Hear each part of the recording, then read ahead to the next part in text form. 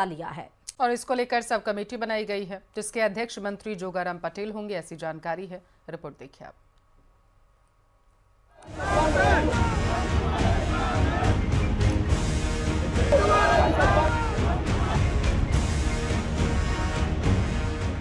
गुर्जर आरक्षण पर बड़ा फैसला, सरकार ने बनाई सब कमेटी।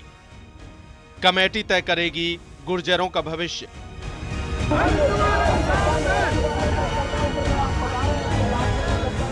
गुर्जर आरक्षण संघर्ष समिति की मांगों को लेकर सरकार ने बड़ा कदम उठाया है। सोमवार को कैबिनेट सचिवालय की ओर से जारी आदेश के तहत गुर्जर आरक्षण मामले की समीक्षा और समाधान के लिए 3 सदस्यीय कैबिनेट सब कमेटी का गठन किया गया है। इस समिति में मंत्री जोगाराम पटेल, मंत्री अविनाश गहलोत और मंत्री जवाहर सिंह बेड़म को शामिल किया गया है। समिति संबंधित पक्षों से संवाद कर मामले का स्थायी समाधान तलाशने का प्रयास करेगी।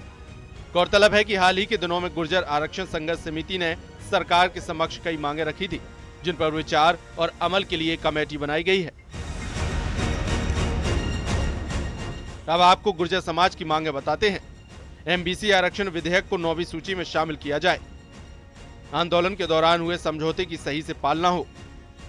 सरकारी नौकरियों में 5% आरक्षण का पूरा लाभ दिया जाए। देवनारायण योजना का सही तरीके से क्रियान्वयन किया जाए। आंदोलन के दौरान दर्ज हुए मुकदमों को वापस लिया जाए। आंदोलन में मारे गए लोगों के शेष आश्रितों को अनुकंपा नियुक्ति दी जाए। रीट भर्ती 2018 में शेष 372 पदों पर नियुक्त किया जाए। सरकारी सूत्रों के अनुसार सब कमेटी जल्द ही बैठक कर आंदोलनकारियों से वार्ता शुरू करेगी और रिपोर्ट कैबिनेट के समक्ष पेश करेगी। इससे पहले भरतपुर के पीलूपुरा में हुई महापंचायत के बाद गुर्जर समाज ने मांगों को लेकर अल्टीमेटम दिया था। न्यूज़ 18 राजस्थान के लिए जयपुर से रोशन शर्मा की रिपोर्ट।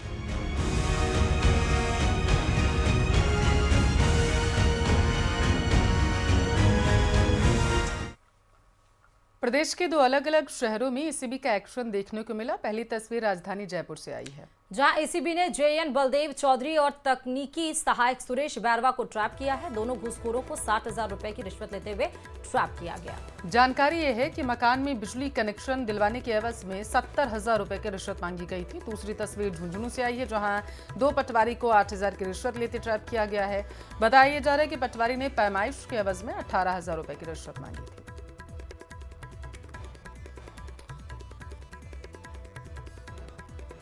तो एसीबी का एक्शन देखने को मिला है जयपुर और झुंझुनू, जहां पर 2 सरकारी कर्मचारियों पर यह गाज गिरी है। तस्वीरें आपके सामने हैं।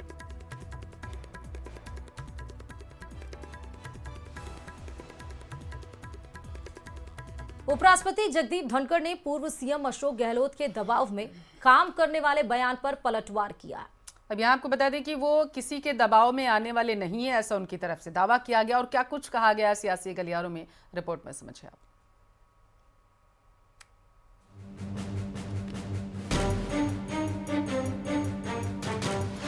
गहलोत की दबाव पॉलिटिक्स। उपराष्ट्रपति धनखड़ का पलटवार। मैं दबाव में काम नहीं करता। इन दिनों पूर्व मुख्यमंत्री अशोक गहलोत के बयानबाजी से प्रदेश की राजनीति में जमकर हलचल मची हुई है। कुछ दिनों पहले जब उन्होंने राज्यपाल, उपराष्ट्रपति और लोकसभा अध्यक्ष पर दबाव में काम करने का आरोप लगाया था, तो बीजेपी बचाव में आ गई। लेकिन अब खुद उपराष्ट्रपति जगदीप धनखड़ ने गहलोत को जवाब दिया, बता दिया कि वे किसी दबाव में आकर काम करने वाले नहीं हैं। आपके उपराष्ट्रपति और जो हमारे राजस्थान के सम्मानित उपराष्ट्रपति और लोकसभा के राजस्थान के लिए दोनों मैं समझता हूँ जिस प्रकार व्यवहार कर रहे हैं, लगता है कि उनकी दबाव भी काम। मेरा परीक्षण, चिकित्सीय परीक्षण रोजाना होता है और मैं कह सकता हूँ मेरे पर कोई दबाव नहीं है। न मैं किसी पर दबाव डालता हूँ न दबाव में आता हूं। राजस्थान की भूमि पर इसलिए कह रहा हूं कि मेरे अभिन्न मित्र, लंबे समय के मित्र का ये बयान है और मैंने खुद देखा है नजदीकी से। लोकसभा अध्यक्ष ओम बिरला जी दबाव में आ ही नहीं सकते। दरअसल उपराष्ट्रपति जगदीप धनखड़ जयपुर के दौरे पर हैं। इस दौरान कॉन्स्टिट्यूशनल क्लब में पूर्व विधायक संघ के कार्यक्रम में वे शामिल हुए, जहां उन्होंने अशोक गहलोत के बयान का पलटवार किया। कहा कि राज्य की सरकार यदि अगर केंद्र की सरकार के अनुरूप नहीं है तो आरोप लगना बहुत आसान हो जाता है, पर समय के साथ बदलाव आया और उपराष्ट्रपति भी इसमें जुड़ गया। फिलहाल लोकतंत्र में वाद विवाद और संवाद होना चाहिए। अभिव्यक्ति प्रजातंत्र की जान है, लेकिन इन दिनों अशोक गहलोत की सक्रियता ने प्रदेश की सियासत में हलचल बढ़ा दी है। न्यूज़ 18 राजस्थान के लिए जयपुर से सुधीर शर्मा की रिपोर्ट। और चलिए मानसून पर अपडेट आपको देते चले। प्रदेश के 29 जिलों के लिए अलर्ट जारी कर दिया गया है। 29 जिलों के लिए बारिश का येलो अलर्ट आज के लिए जारी किया गया है। कल से नया सिस्टम देखिए एक्टिव हो रहा है, इसकी संभावनाएं जताई जा रही। कल से प्रदेश में बारिश की गतिविधियां और ज्यादा बढ़ सकती हैं। और इस वक्त पूर्वी राजस्थान की बात करें तो भारी बारिश का सामना पूर्वी राजस्थान में लोगों को करना पड़ रहा है। और 29 जिलों के लिए बारिश का येलो अलर्ट मौसम विभाग की तरफ से जारी किया गया। मौसम विभाग की तरफ से संभावना जताई जा रही कि कल से नया सिस्टम एक्टिव हो सकता है, जिसकी वजह से भारी बारिश का सामना प्रदेश के लोगों को करना पड़ेगा। और इसीलिए 29 जिलों के लिए ये येलो अलर्ट जारी किया गया है।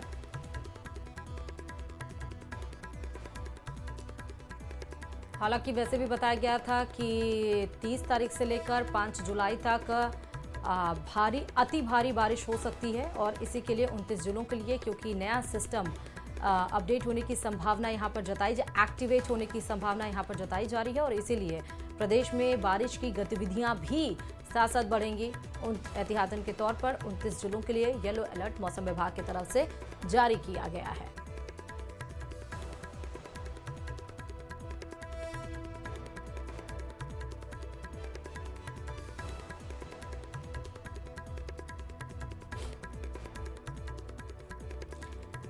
तो ये मौसम से जुड़ी बड़ी जानकारी है। आप अपने घर से निकलें किसी भी काम के लिए तो मौसम से जुड़ी जानकारी ज़रूर ले लें कि आपके ज़िले में क्या हाल रहने वाला है। हालांकि 29 ज़िले ऐसे हैं जहां पर येलो अलर्ट मौसम विभाग की तरफ से जारी किया गया है, क्योंकि नया सिस्टम एक्टिवेट होने वाला है। इसी के तहत ही कल से ये नया सिस्टम एक्टिवेट होने की संभावना जताई जा रही है। और इसीलिए बारिश की गतिविधियाँ भी कल से प्रदेश में बढ़ जाएंगी, जिसके लिए 29 जिलों के लिए येलो अलर्ट जारी है। भरतपुर जिले में बारिश का दौर देर रात से हो रही है और झमाझम बारिश, ऐसी जानकारी निकलकर सामने है। बारिश के बाद कई इलाकों की बिजली गुल रही है। बयाना, रूपवा, ज़्वैर, भुसावर, नदबई में भी बारिश हुई है। अच्छी बारिश होने से किसानों के चेहरे खिल गए हैं। फिलहाल भरतपुर जिले में बारिश का दौर जारी है। बारिश के बाद कई इलाकों की बिजली जरूर गुल हुई, जैसे कि बयाना, रूपवा, उसके बाद आपको बताएं भुसावर, वैर, नदबई में भारी बारिश हुई। बारिश की वजह से आम लोगों को तो परेशानी हो रही है, अगर जहां जहां पर जल निकासी की व्यवस्था नहीं है वहां पर। लेकिन ये बारिश किसानों के चेहरों पर खुशहाली लेकर आई है, क्योंकि धान बुआई का समय आ गया है। जितना पानी खेतों में रहेगा, धान की फसल उतनी ही ज़्यादा अच्छी होगी। इसलिए ये अच्छी बारिश किसानों के लिए काफ़ी ज़्यादा महत्वपूर्ण और लाभदायक है।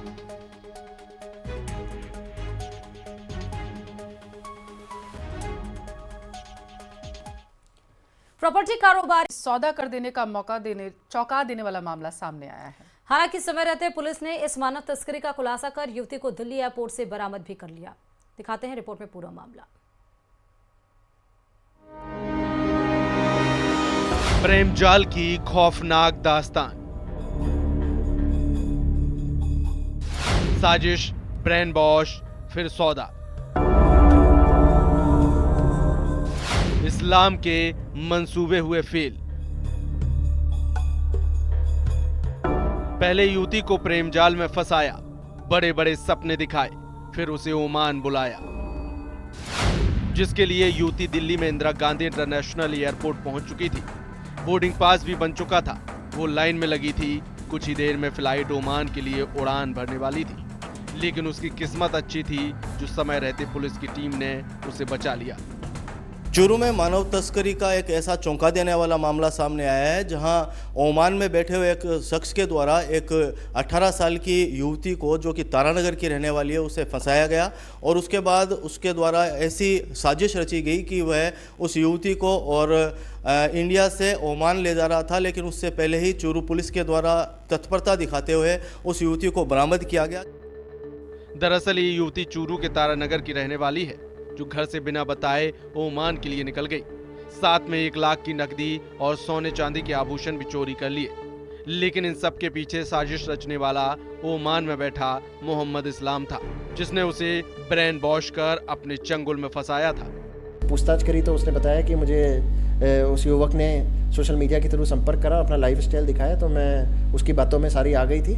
और जो हमने जानकारी प्राप्त करी उसके बाद पता चला कि वो युवक जो है युवती को फंसा रहा था और उसको वहाँ पे बुला के उसके साथ मानव तस्करी या उसको कहीं पे बेचने का उसका इरादा लग रहा था। आरोपी मोहम्मद इस्लाम चूरू का रहने वाला है, जो काफी लंबे समय से ओमान में रह रहा है। वो इस युवती को वहाँ बेचने की फिराक में था। ये मोहम्मद इस्लाम जो है काफ़ी लंबे समय से रहने वाला तो चूरू का है, लेकिन बहुत लंबे समय से वहाँ ओमान में ही रह रहा है और वहाँ पे जो जानकारी में है वो मजदूरी करता है, तो कोई उसका लाइफस्टाइल ऐसा है नहीं। तो जहाँ तक अभी हमारी तफ्तीश अभी चली रही है इसके अंदर कि कैसे उसने और कोई युवतियाँ तो ऐसे नहीं फंसा रखी। फिलहाल युवती को मानव तस्करी से बचाने पर पुलिस टीम का बीजेपी नेता राकेश जांगेड़ और समाज के लोगों ने अभिनंदन किया। वहीं पुलिस अब मोहम्मद इस्लाम के नेटवर्क का पता लगाने में जुट गई है। चूरू से मनोज कुमार शर्मा की रिपोर्ट।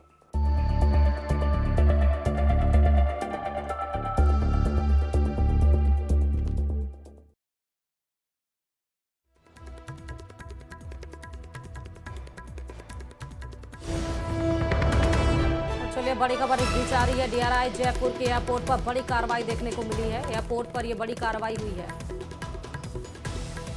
तस्कर से 1300 ग्राम सोना बरामद किया गया है। बताया जा रहा है इस सोने की कीमत तकरीबन जो आकी गई है वो है 1 करोड़ 26 लाख रुपए। डीआरआई ने एक यात्री समेत 4 सोना तस्करों को दबोच लिया है। पैसेंजर अपने कपड़ों में बताया जा रहा है पेस्ट के रूप में छिपाकर ये सोना ला रहा था। रियाद से अहमदाबाद एयरपोर्ट से ये सोना लेकर तस्कर आ रहा था। सोने को 3 अन्य व्यक्तियों के साथ भी वो ला रहा था। साथ ही कुचामन डीडवाना ला रहा था। आर्थिक अपराध न्यायालय जोधपुर में आरोपियों को पेश किया गया है, जहां से कोर्ट ने आरोपियों को 11 जुलाई तक जेल भेज दिया है। तस्करी के सभी व्यक्ति शेरानी आबाद, डीडवाना, नौगांव निवासी बताए जा रहे हैं। डीआरआई टीम की भी पिछले 5 दिन में यह दूसरी सबसे बड़ी कार्रवाई मानी जा रही है। और चलिए इसी के साथ मैं पल्लवी रविंद्र सिंह खबरों की शुरुआत जयपुर से करेंगे, जहां से बड़ी खबर है। एसआई भर्ती 2021 पेपर लीक मामले को लेकर के अपडेट सामने आया है। मामले को लेकर आज हाई कोर्ट में सुनवाई होगी। राज्य सरकार को आज तक की मोहलत दी गई थी। तो भर्ती पर फैसला लेने को लेकर के समय मांगा गया था और बताया जा रहा है कि एईजी विज्ञान शाह ने पेश किया था प्रार्थना पत्र और इस पूरे मामले को लेकर के आज बेहद ही महत्वपूर्ण दिन है। जयपुर से बड़ी खबर आपके टेलीविजन स्क्रीन पर। राज्य सरकार को आज तक की मोहलत मिली थी और आज महत्वपूर्ण फैसला आ सकता है, जिसका सभी को इंतजार है। भर्ती पर फैसला लेने के लिए ये समय मांगा गया था। विज्ञान शाह ने पेश किया था प्रार्थना पत्र और इसके बाद से एसआई भर्ती 2021 पेपर लीक मामले में अपडेट क्या आने वाला है, इस पर सभी की आज नजरें टिकी हुई है। 26 मई को आखिरी सुनवाई हुई थी, जब सरकार को इस मुद्दे पर अपना फैसला सुनाना था, भर्ती रद्द होगी या नहीं होगी। लेकिन सरकार की तरफ से समय मांगा गया, आज तक का समय दिया गया था, जिसपे सियासत भी खूब जारी हुई थी। लेकिन आज देख रहा होगा कि सरकार का क्या फैसला होता है, भर्ती रहेगी या फिर नहीं रहेगी, और उसके बाद फिर हम देखेंगे कि हाईकोर्ट इस पर क्या फैसला देता है। फिलहाल विज्ञान शाह ने प्रार्थना पत्र पेश किया था और उनको एक्सेप्ट भी किया गया था। उन तमाम जो कारण बताए गए थे एसआई भर्ती 2021 के पेपर लीक में कि क्यों 26 मई को सरकार की तरफ से इस मुद्दे पर जवाब नहीं दाखिल किया गया। तो आज जब 1 जुलाई है, जब आज हाईकोर्ट में इस मुद्दे को लेकर फिर से चर्चा होनी है, सरकार की तरफ से अपना स्टैंड स्पष्ट करना है, तो देखना होगा कि सरकार की तरफ से। और देखिए इस बीच में कहीं कोई व्यस्तता भी नहीं थी मुख्यमंत्री की ऐसी कि समय मांगा जाए। तो भरसक उम्मीद यही है कि आज हाईकोर्ट में सरकार की तरफ से इस मुद्दे पर फैसला दिया जा सकता है हाईकोर्ट को, और फिर हाईकोर्ट का क्या स्टैंड होगा उस पर नजर जरूर बनी रहेगी। हालांकि हाईकोर्ट ने साफ तौर पर कहा था कि इसमें 400 लोग हैं, लेकिन गिरफ्तारियां इतनी कम क्यों हुई हैं? ज्यादा और जानकारी के साथ संवाददाता अरबाज अहमद। अरबाज, 26 मई को आखिरी सुनवाई हुई थी, समय ज्यादा मिला सरकार के पास और आज फिर से सुनवाई।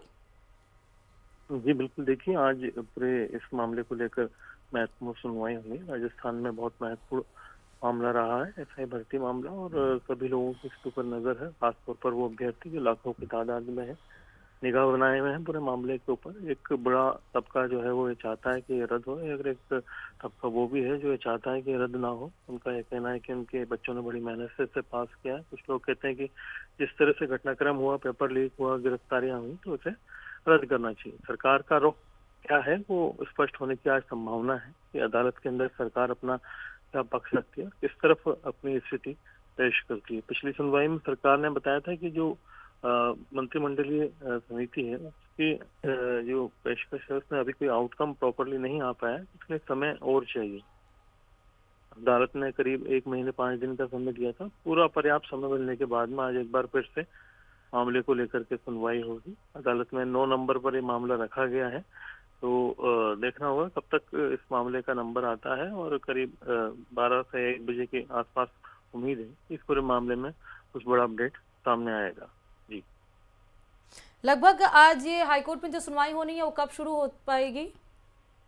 देखिए सुबह से ही मामलों की सुनवाई शुरू हो जाएगी, लेकिन 9 नंबर पर मामला लिस्टेड है। ऐसे में अदालत की तरफ से पहले प्राथमिकता पर इस मामले को रखा जाता है या फिर बाद में लंच के बाद सुना जाता है, दोनों स्थितियां हो सकती है। क्योंकि पर्याप्त समय दिया गया है तो जाहिर सी बात है अदालत भी पूरे समय देकर के इस मामले को सुनेगी और सरकार से अपना जो पक्ष है वो जानना चाहेगी, क्योंकि सरकार 2 बार समय ले चुकी है और जो याचिका करता है वो भी लगातार इसका विरोध करते रहे हैं कि समय नहीं दिया जाना चाहिए। जिस हिसाब से सरकार समय बढ़वा रही है तो उनका आरोप था कि ये लगातार जो है पूरे मामले को लेकर के आगे बढ़ाना चाहते हैं, इसलिए समय ले रहे हैं। अब देखना ये है कि किस पक्ष की ओर से क्या दलीलें रखी जाती हैं और दोनों के ऊपर अदालत का जो नजरिया है वो क्या रहता है। और बस क्योंकि इसके लिए जो सब कमेटी भी बनाई गई थी जिसमें रिपोर्ट तैयार किया गया था, वो रिपोर्ट शायद मुख्यमंत्री के पास उस समय नहीं था कि वो उसको पढ़ पाए, तो लगभग उम्मीद यही है कि इतना समय मिलने के बाद वो सारी रिपोर्ट पढ़ लिए होंगे और आज अपना फैसला वो सुनाएंगे। क्या आज हाईकोर्ट भी अपना फैसला सुना देगी अरबाज? देखिए अभी निश्चित तौर पर नहीं कहा जा सकता हाईकोर्ट फैसला देगा या नहीं, लेकिन पूरे घटनाक्रम को लेकर के जो है पर्याप्त समय मिल चुका है। एक तरह से सरकार जब तक अपनी स्थिति स्पष्ट नहीं करती, क्योंकि सब कमेटी की ओर से जो रिकमेंडेशन दी गई हैं या फिर जो स्थिति अभी तक बताई गई है, उन दोनों स्थितियों को देखने के बाद में अगर सरकार रद्द करने की ओर बढ़ती है तब अदालत का नजरिया क्या रहता है। सरकार कहती है कि नहीं हम रद्द नहीं कर सकते, तो दोनों स्थितियों में। ठीक, बहुत शुक्रिया तमाम जानकारी देने के लिए। और चलिए बड़ी खबर